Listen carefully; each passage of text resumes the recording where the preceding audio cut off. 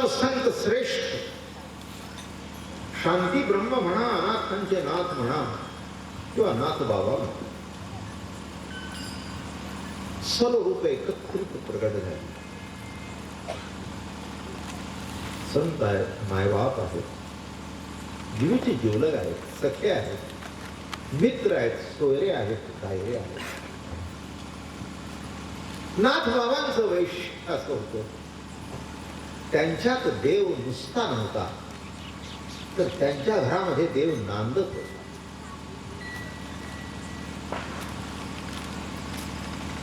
एखादी व्यक्ती आपल्या घरामध्ये येते, सर्वच घरातल्या व्यक्ती नांदतात असं नाही. आपली मुलगी आपल्या घरात असते, आई असते, वडील असतात, ते काय नांदत नाही. पण बाहेरची मुलगी जी आपल्या घरामध्ये आपले आई वडील सोडून जी येते आणि आपल्या विचाराची, आचाराची आणि जीवनाची समरूप होते, ती नांदायला येते. धन्य आदी दिन संत दर्शनाचा. कोणचा दिवस आज? नांदे तया घरी दैवत पंढरीचे. धन्य आदी दिन दर्शन संतांचे. नांदे तया घरी दैवत पंढरीचे. धन्य पुण्य रूप कैसा झाला संसार, देव आणि भक्त तुझा नाही विचार. मला वाटते या दोन ओळीमध्ये नाथबाबांचं वर्णन. धन्य आदी दिन दर्शन संतांचे. काय अर्थ असेल? मला वाटतं तुकाराम महाराजांना इथे येऊन अभंग सुचला असेल. नाथांचं दर्शन घेतलं, नाथांचा संसार बघितला, नाथांचा परमार्थ बघितला आणि सर्व बघितल्यानंतर त्यांना असं वाटलं धन्य. धन्य शब्दाचा अर्थ काय?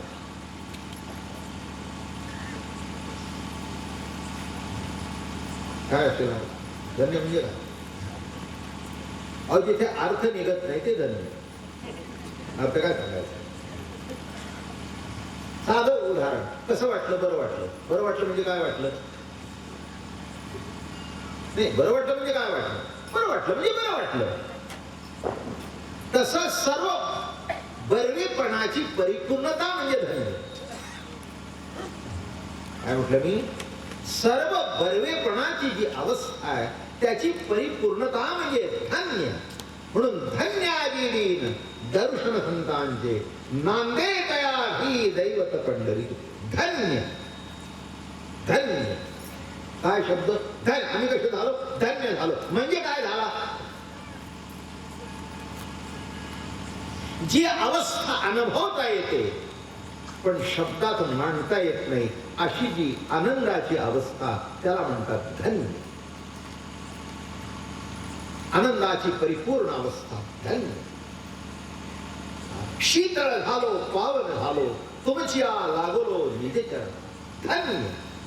म्हणून तुमच्या माझ्या जीवनातला आजचा दिवस आधी जोराने तरी बोलायची. काय चहा बी घेतला नाही, काही जेवण मिळालं नाही, धन्य. त्याला काय धन्य म्हण? धन्य. धन्य शब्द कसा आला पाहिजे? नेहमी सांगतो मी, एकाला विचारलं कसं वाटतं? बरं आहे. बरं आहे? बरं आहे का? नाही नाही, बरं नाही, बऱ्यातलं वाईट, वाईट वाईटातलं वाईट आहे. कसं आहे? बरं आहे. कसं चाललंय? बरंच म्हणायचं. काय अर्थ आहे का? कसं काय? बस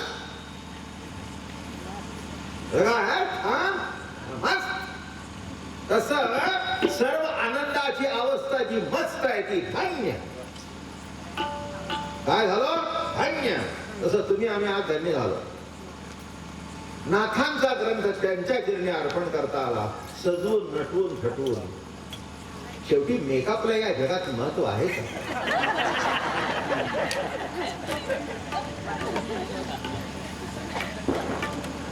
आधुनिक जगामध्ये आणि पूर्वीच्या जगामध्ये सुद्धा तुम्ही मोहिंजोदारोवर उत्पन्न ते केलं बरं का?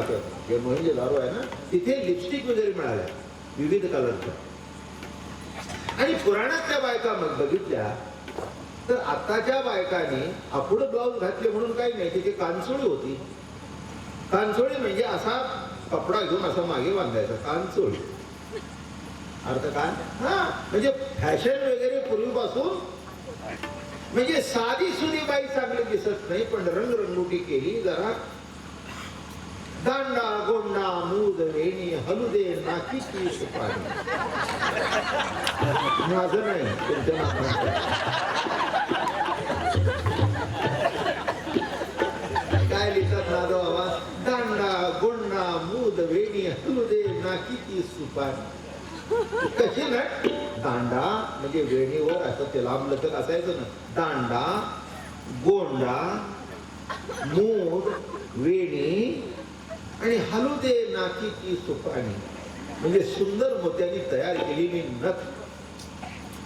हलू दे नाकीची. ती अशी आताच्या बायकांच्या कशाचे नथ घातले की असं धरून चालतात.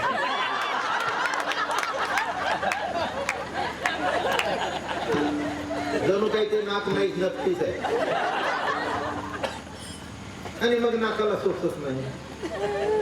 नथ जर नाकाला सोसली नाही तर सासू कशी सोसली? नाकाला जर नथ सोसली नाही तर सासूचं बोलणं कशी सोसली? मग ती अशी नथ घालायची नाकामध्ये. काय सुंदर सुंदर नथी. किती रसिक नाथ बाबा असले पाहिजे. काय ते वर्णन केलं. दांडा काय गोंडा काय मूद काय वेणी काय. कदाचित त्यांनी आईसाहेबांनी तेवढे दागिने केले असते. हो हो, रसिक मनुष्य लागतो.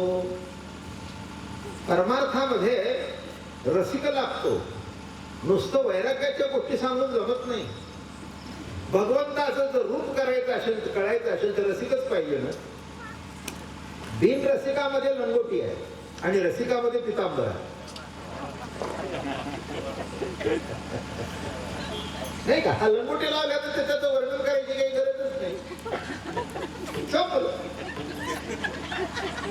झाकण्यापुरतं वस्त्र एवढाच त्याचा अर्थ. पण पितांबर पीतांबर असे त्याचे काठ भीत. मग अंगामध्ये अंगी काय, शेला काय, मुकुट काय, किरीट काय, कुंडल काय. ओ हो हो हो हो, माणसं बघूनच थक्क होत. बरोबर आहे ना? कृष्णमूर्ती होय गे कळो आली सोय गे. प्राणाचाही प्राण पाहता सुख सांगो काय. कृष्णाची सुंदर सौंदर्याने नटलेली म्हणून पांडुरंगाचं वर्णन करताना सुंदर ते हात उभे विटेवरी करकटावरी ठेवूया विषहारळा असे पितांबर आवडे निरंतर हेची ध्यान. पंचा लावलेलं नाही. कसा पाहिजे? पंचाभाग निराय. इथे काय लावलं? पितांबर. अंगावर शिला काय काय थाट त्या पांडुरंगाचा. ती माणसं बघून थक्क होतात. त्याचं एक एक वस्त्र बघून थक्क होतात.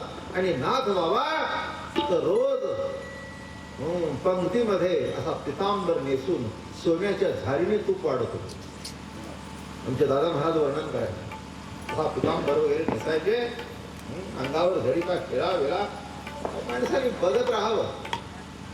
हो, आपल्याकडे काहीच वर्णन करण्यासारखं नाही. नाशिवंत वस्तू सुद्धा नाही तर अविनाशी वस्तूचं काय वर्णन करणार?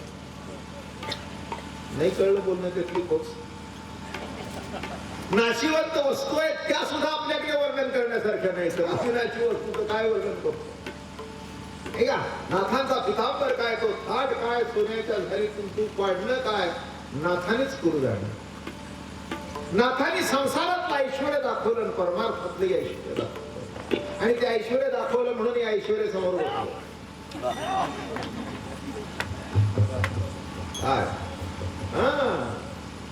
संत कुळातली माणसं बघायला मिळणं सुद्धा भाग्य लागतं.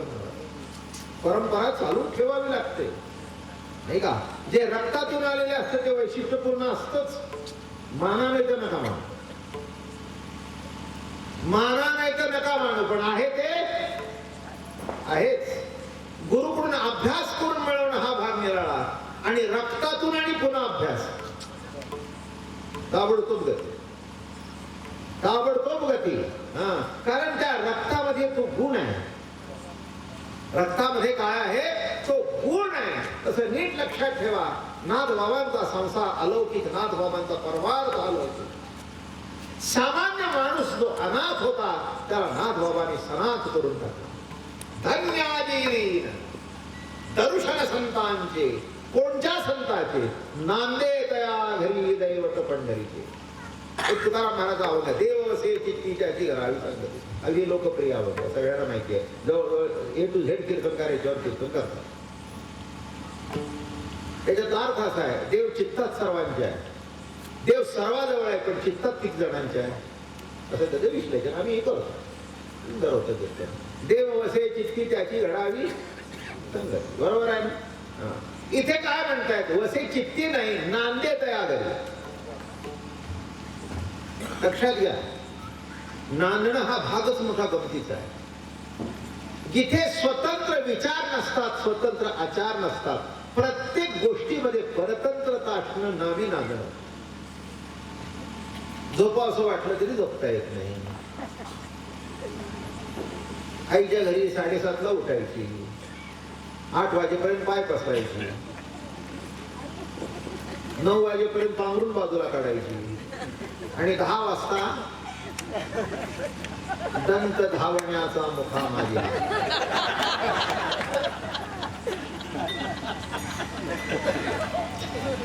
किती माझ. सासरला गेल्यानंतर ओघाने आलंच ना. सासू जर 6 वाजता उठते तर ही 7 वाजता उठून कसं जमायचं. मग कसं का होईना डोळे चोळत यायलाच लागतं. नांदणं कळलं का. हा, सध्याचं काही नाही हो, नांदणं बिंदणं कसलं काही नाही. सध्याच्या पोरी सासूलाच नांदतो.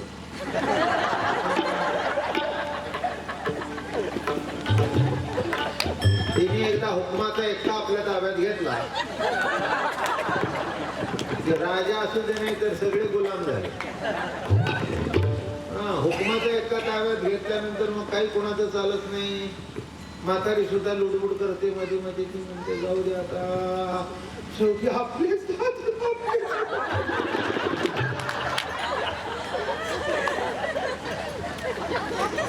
कठीण आहे महाराज. प्रत्येक विषयावर नाथांचं कुठे नाही कुठेतरी काहीतरी, म्हणजे प्रत्येक विषयातून त्यांचा झाला नाराज. असं म्हणलं नाही की हे कमी आहे का ते कमी आहे का ते कमी आहे. प्रत्येकातून त्यांनी आणि आपली आवड प्रगट केली. हा खेळ मांडला. काय मांडला, याचा अर्थ नीट लक्षात आला नाही. जीवनाकडे खेळ म्हणून बघा, नाही का. जीवनाकडे खेळ म्हणून बघितल्यानंतर जन्म मरण सुद्धा खेळ वाटेल, नाही का. आम्ही लहानपणी आटापाट्या खेळायचो. आटापाट्या होतो तू. हो, लहानपणी ते गाव होतं आणि आवडीने खेळायचं. मग ते असं करून होतो काय बरं काय. त्याच्याबद्दल काही जास्त सांगत नाही. होतो तू सांगण्यासारखं काय, नाथा लिहिलेलं आहे. होतो सगळं लिहिलं. होतो तू म्हणजे कळलं का, त्याची ती लाईन मारलेली असते. आणि आपल्या घरात असतो. मग पलीकडे जायचं, पलीकडची पार्टी. मग त्या लाईनच्या पलीकडे अलीकडे काय म्हणायचं, हो. संसारात काय म्हणायचं, हो. आणि पलीकडच्या पाठीमध्ये पाऊल टाकल्यानंतर मी नाही तू तू तू तू तू तू कळलं हो. तू तू तू तू. आता ती बिघडले. कबड्डी कबड्डी कबड्डी वाटतो.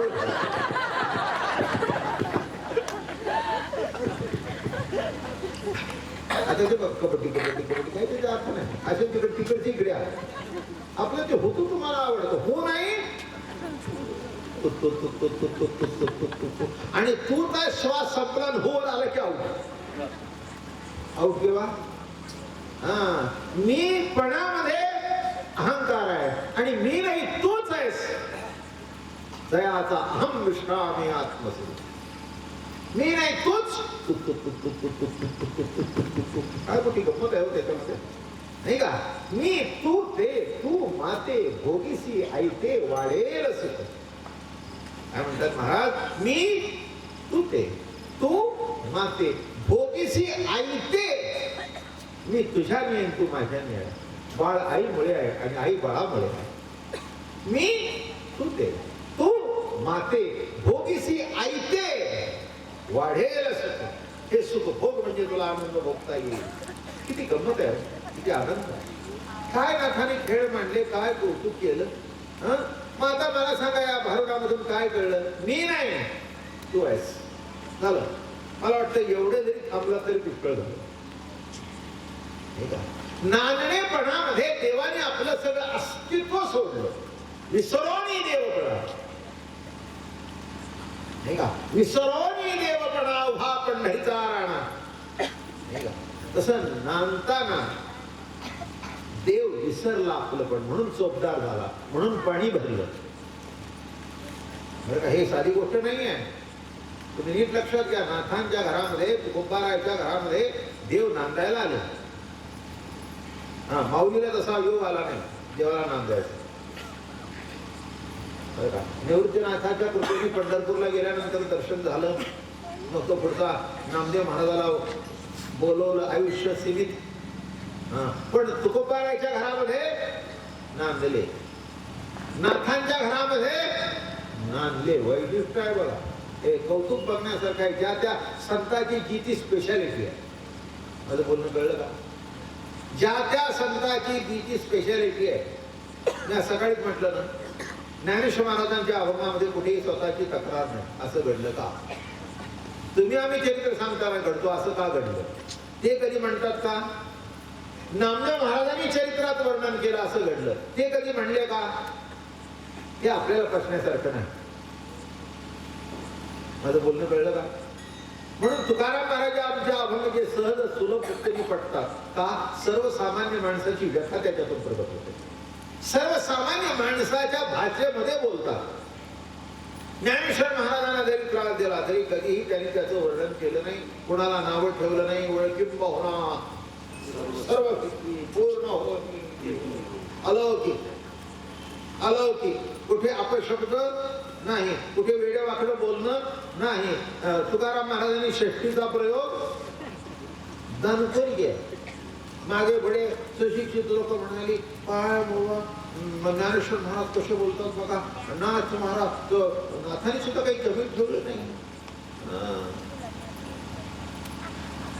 मनुष्य जन्म प्राप्त होऊन जर आत्मज्ञान प्राप्त झालं नाही तर लांडा गर्दबदाण पुच्छे विनदो पाहिजे. लांढा गर्दबदाण पुच्छे विन, दोन पायाचा बिगर शक्तीचा गाढव. काय म्हणले ना? आणि कसं सुंदर वर्णन केलं. लांढा गर्दबदाण पुच्छे विन हो पायी. वैशिष्ट्य आहे. माता असा हा नांदण्याकरता मोठं कौतुकाने दृष्टांत सांगतो. रंगप्रक सांगतो. आपल्याला कुठे काही आहे आता, शेवटपर्यंत हाच अभंग आहे. काही बदलायचं नाही, काही करायचं नाही, काही नाही. एकदा घेतले की त्याच्यावरच काला करून मोकळं व्हायचं. मोठा अभंग आहे, सुंदर अभंग आहे. आणि किती सांगाल तेवढं थोडं आहे. ज्या ज्या अंगाने सांगाल तेवढं भरपूर आहे. पण फक्त आज प्रस्तावना मांडतो की कसा नांदला. जसं त्या मुलीला स्वातंत्र्य नाही, परतंत्रता संबंध, तसं देव स्वतंत्र असून सुद्धा भक्तांच्या घरामध्ये परतंत्र झालं. हे वैशिष्ट्य आहे. आणि म्हणून आजचा दिवस, 7 दिवस आपण आनंद भोगणार आहोत. गुरुकृपा निर्मळ भागीरथ नाथांचा अभंग आहे. गुरुची कृपा जीवनामध्ये हीच खरी भागीरथी. काही काही माणसं असं म्हणतात, देव आहे, जीव आहे, गुरुची काय आवश्यकता आहे? नाही. गुरुच्या मुखे होईल ब्रह्मज्ञान, नकळी प्रेम खूण ठुंबाची. गुरुच्या मुखे होईल ब्रह्मज्ञान. नाथ महाराज म्हणाले, मंत्रतंत्र उपदेशिती घरोघरी गुरु आहे काय ती. शिष्या ते मिळवी सत्वस्तु ते, सद्गुरु त्या ते श्रीकृष्ण मान. किती सुंदर व्हायला पाहिजे. मंत्र तंत्र उपदेशिती. कुणी मंत्र सांगतात, कुणी तंत्र सांगतात, काय सांगतात. घरोघर गुरु आहेत, त्या गुरुला तोटा नाही. पण शिष्या ते मिळवी सद्वस्तु ते, सद्वस्तूची जो ओळख करून देतो तो गुरु. आपल्या ज्ञानाची ओळख आपल्या ठिकाणी करून देतो. तुझे तुझं पावले, तुझे तुझं पावले. काय झालं? तुझे तुझं पावले, माझा नवस पूर्वी आता हो. तुका म्हणे राखे आपुल्या चरणांगता. तुझे तुझं काय पावलं, काय मिळायचंय. मी निष्ठा नेहमी सांगत असतो, आवडीचा विषय मला. गौतम बुद्धाला विचारलं, जेव्हा बौद्धिक वृक्षाच्या खाली आत्मज्ञान झालं, आत्मज्ञान झाल्यानंतर माणसाने विचारलं, महाराज तुम्हाला काय मिळालं? महाराज तुम्हाला काय मिळालं? गौतम बुद्ध असे कापर सुटले, डोळ्याला धार लागली आणि मान खाली घातली. शिष्याने वाटलं आपल्या हातून काही चुकलं का? नको विचारला पाहिजे तो प्रश्न विचारला. ते म्हणले महाराज काय झालं, आमच्या हातून चुकलं का? आम्ही नको तो प्रश्न विचारला, क्षमा करा आम्हाला. ते म्हणले नाही नाही नाही, तुम्हाला क्षमा करण्यासारखं नाही. तुम्ही विचारलेला प्रश्नाने माझी मलाच लाज वाटली. तुम्ही विचारलं मला काय मिळालं? खरं सांगून मिळालं काही नाही, फक्त गेलं पुष्कळ. आणि सिद्धांत असा आहे, नको ते गेल्यानंतरच आहे ते भेटतं. काय परमार्थ काही मिळवण्याकरता करायचा नसतो, नको ते घालवण्याकरता करायचा असतो. हे सिद्धांत लागतं. तुम्हाला काय वाटतं? देव मिळवण्याकरता परमार्थ तुझी आहे तुझं पाशी, तरी तू जागा चुकलास नाही का? या खिशात ठेवले प्रेम, या खिशात कसं मिळायचं? मग ते असं असं कर, असं असं कर नाही का? कीर्तनकार एक दृष्टांत देतात, ठराविक दृष्टांत देतात. टाक इथे इथे ठेव, कुठे ठेवणार नाही, इकडे इकडे शोधतोय पण इथे हात जात नाही. माझी लेखणी कुठे गेली, माझी लेखणी कुठे गेली? मग दुसरं सांगतो की कानात अडकवलेल्या लेखणी म्हणत असेल तर कानावर आहे. तसं तुझं तुझ्या जवळ आहे. हे दान पावलेगा आत्मया पांडुरंगा, आणि हे दान पावलेगा एका जनार्दनी दोषला ती. मी वासुदेव रामे फोडितो नित्यता हो, मी वासुदेव रामे फोडितो नित्य राहो. देखिले पाया आता मागतो दान द्यावो, सगुण रूप माझ्या मानसी नित्य राहो. काय मागणं मागतायत आपल्या बरोबर? मी वासुदेव नामे फोडितो नित्य टाहो. म्हणजे पूर्वीचा वासुदेव तुम्हाला लक्षात आला असेल. पंढरीच्या विठोबाला, हळदीच्या ज्ञानोबाला हे दान पावलं तुळस वंदावी. येतो बघा तुळस वंदावी. हे वासुदेव असं का? जसं वासुदेव होऊन मी वासुदेव असा टाहो